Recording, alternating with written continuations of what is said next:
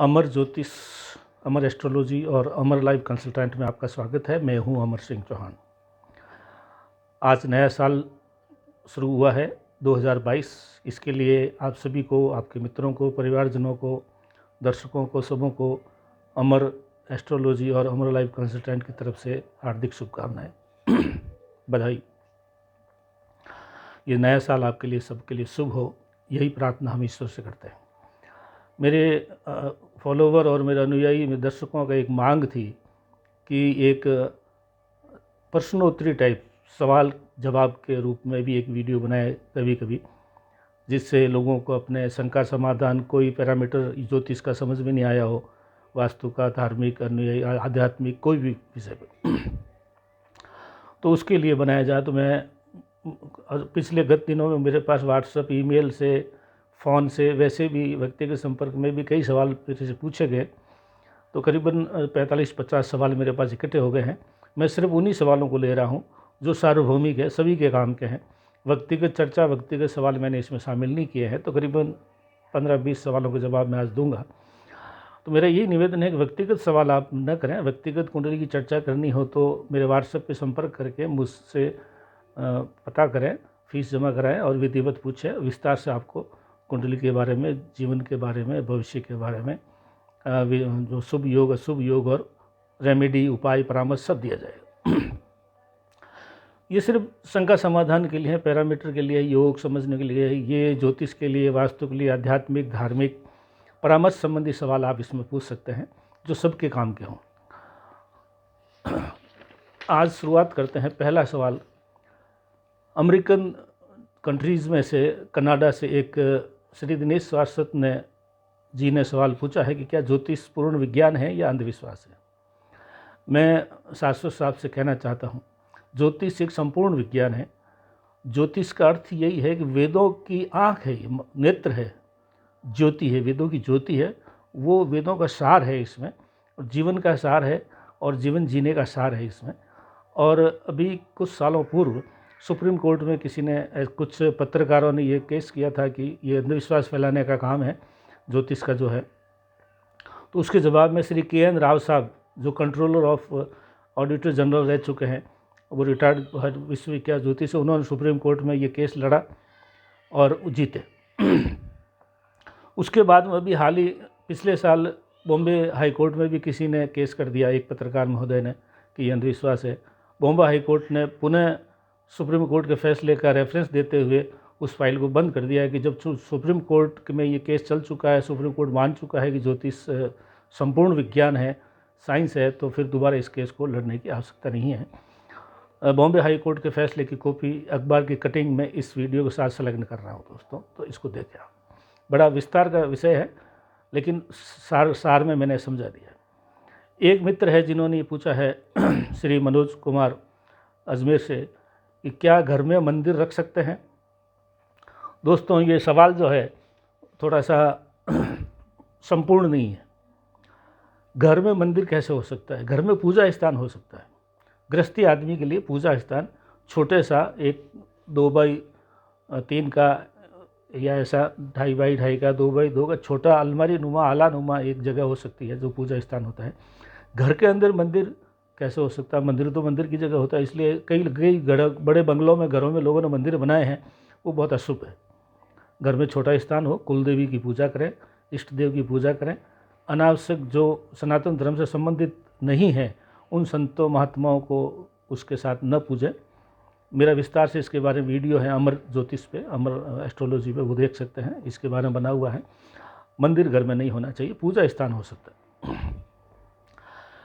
तीसरा सवाल एक पूछा है किसी मोहनलाल जी ने। उन्होंने कहा है कि पूजा पाठ के बाद में ज़्यादातर ये सर्वदा ब्राह्मणों को ही क्यों दान दिया जाता है, ये दान या ये पैसा हम किसी ज़रूरतमंद को क्यों नहीं देते हैं। दोस्तों, ये सवाल बिल्कुल ही सही नहीं है। आपको पूजा के बाद में जो दान दिया जाता है उसका अर्थ मालूम नहीं है। दान अलग चीज़ है, किसी की ज़रूरतमंद की मदद करना अलग चीज़ है। ज़रूरतमंद की मदद आप कीजिए। ब्राह्मण को दान देने के बाद भी आप चाहें तो ज़रूरतमंद की मदद कर सकते हैं। ब्राह्मण को हम दान जो है हवन, पूजा, यज्ञ वगैरह के कोई कार्यक्रम कर्मकांड पूजा पाठ के बाद दान देते हैं। ज़रूरतमंद को दान आप रोज़ाना दीजिए अगर आपकी क्षमता हो तो, वो विषय अलग है। ब्राह्मण दान जो लेता है वो कोई साधारण स्थिति में नहीं लेता है, वो उसके बदले आपका पुण्य आपको देता है। दान देने वाला और जो दान लेता है ब्राह्मण, उसका पुण्य की क्षति होती है। ये बहुत बड़ा अपने आप में एक सेक्रीफाइस है जो ब्राह्मण लोग हमारे समाज के लिए करते हैं। साधारणतया लोग इसको इस रूप में नहीं समझते हैं। वो अपना पुण्य भी देता है आपको। ज़रूरतमंद व्यक्ति जो भीख मांगने वाला है वो खुद इस लायक थोड़ी होता है कि आपको वो जो है दुआएं ज़बान से दे सकता है, लेकिन उसके दुआ में कोई दम नहीं होता। और सर्वथा निकृष्ट किस्म का आदमी होता है वही भीख मांगता है। एक सवाल पूछा है एक वामपंथी प्रगतिशील महिला ने, नाम मैं नहीं बताऊंगा, महिलाओं को मासिक धर्म के दौरान मंदिर में प्रवेश क्यों नहीं दिया जाता है। दोस्तों, ये आजकल बहुत चर्चा में, आधे अधूरे पढ़े लिखे 4 किताब पढ़ के ज्ञान की बातें करने वाले अक्सर ये सवाल पूछते हैं और इसी तरीके से जुड़े हुए कई सवाल और भी पूछते हैं वो।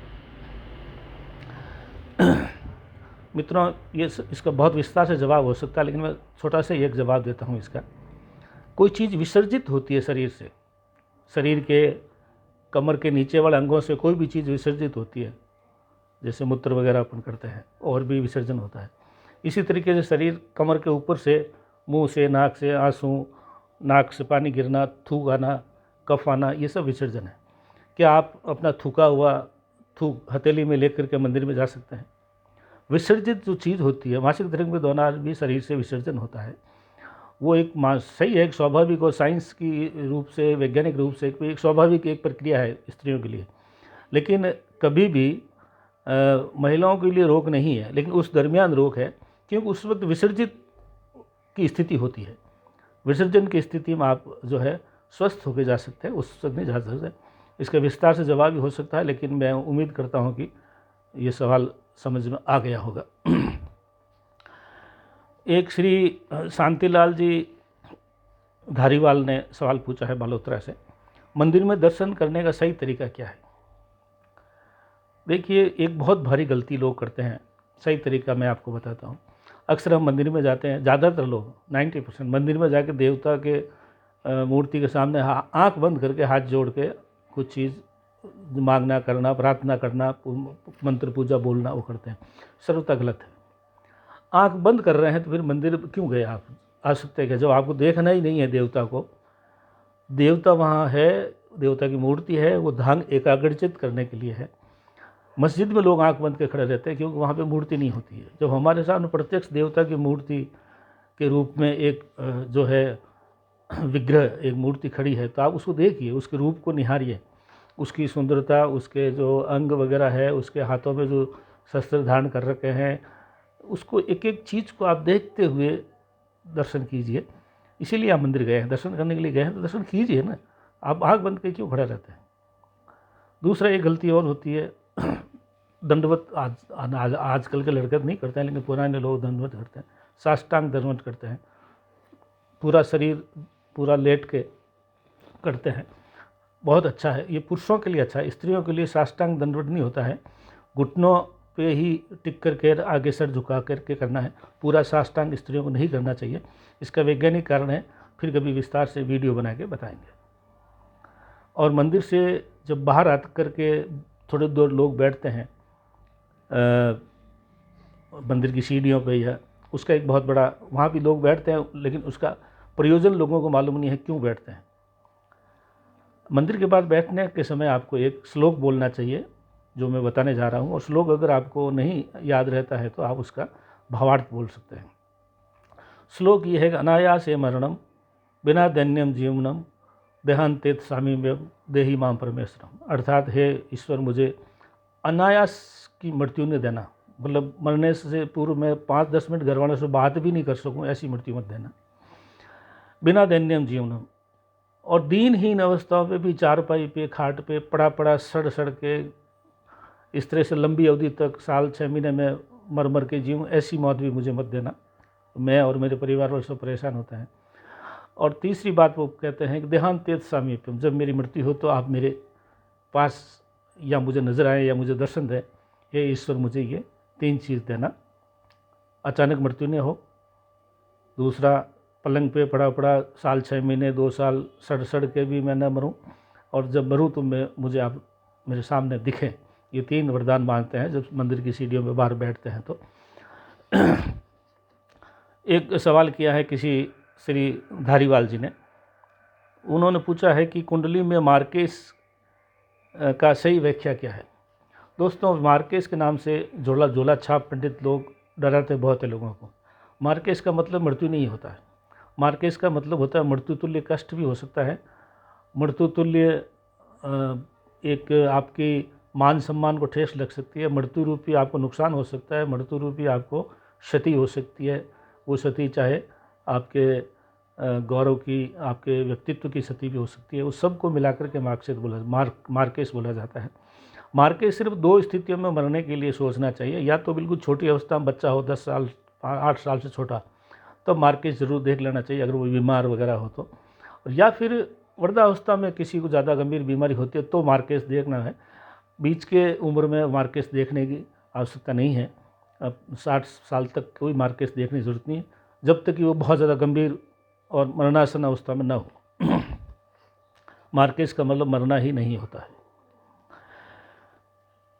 एक सज्जन है श्री भवानी सिंह जी राठौड़ जोधपुर से। उन्होंने पूछा है कि ज्योतिष का सर्वोत्तम जो है योग कौन सा है और सबसे बुरा योग कौन सा है। वैसे तो देखो, ज्योतिष में हज़ारों योग बना दिए हैं लोगों ने, लेकिन मुख्यतः 300 योग है।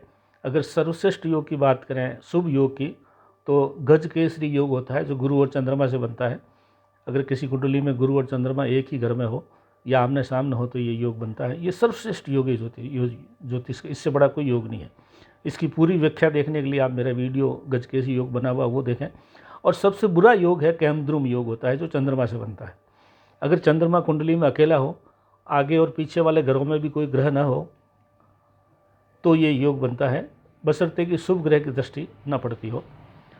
ये योग ज़िंदगी में सब कुछ दे के सब कुछ छीन लेता है, सांप सीढ़ी टाइप लाइफ चलती है।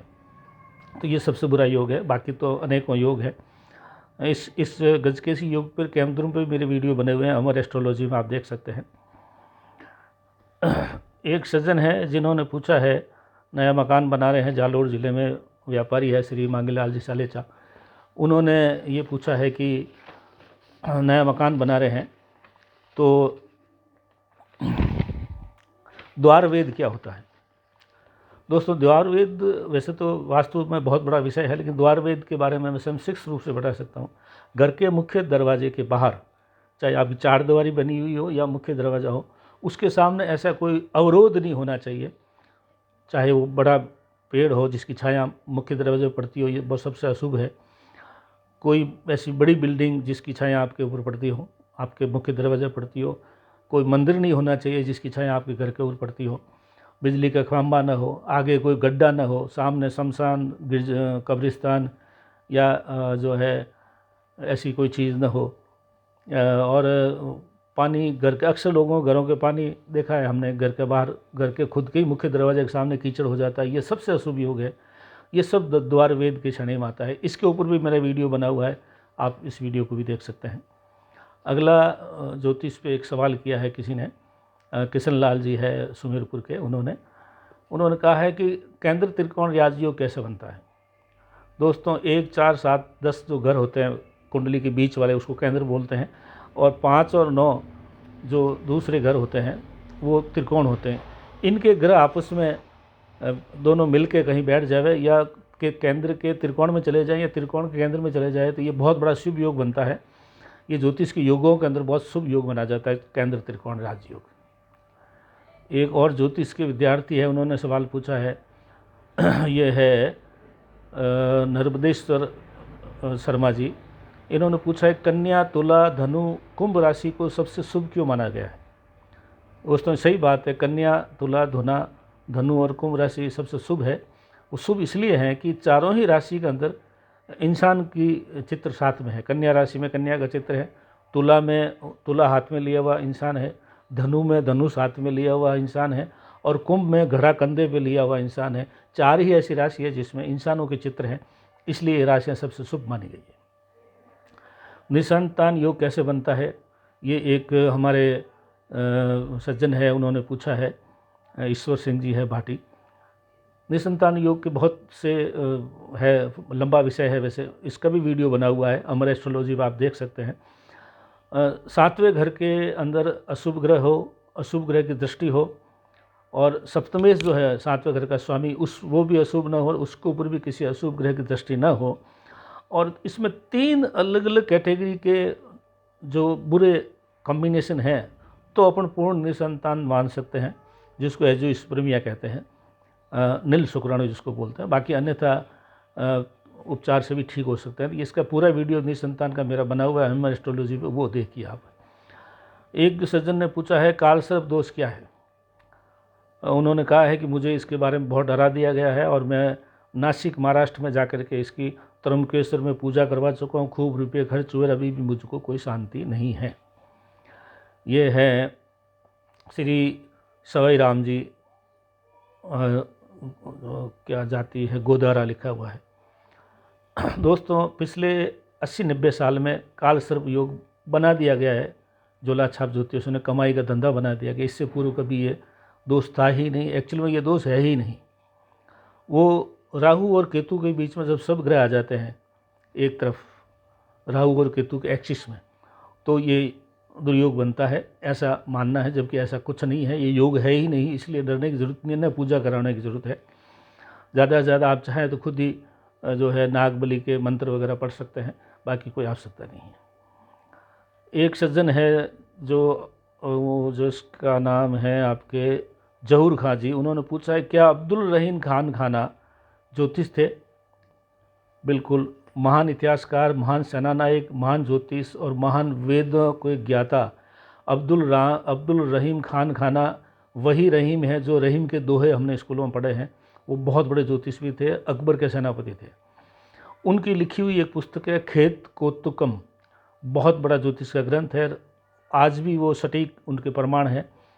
और उनकी माँ जो थी बैराम खां की पत्नी, वो भी बहुत बड़ी ज्योतिष थी, जिसने हुमायूं को ये बोला था कि आप भारत छोड़ के बाहर मत जाइए, आपको वापस राज मिलेगा, जैसा कि इतिहास में विदित है। तो ये बहुत बड़े ज्योतिष थे, मुस्लिम समाज में थे, लेकिन वो बहुत विद्वान थे।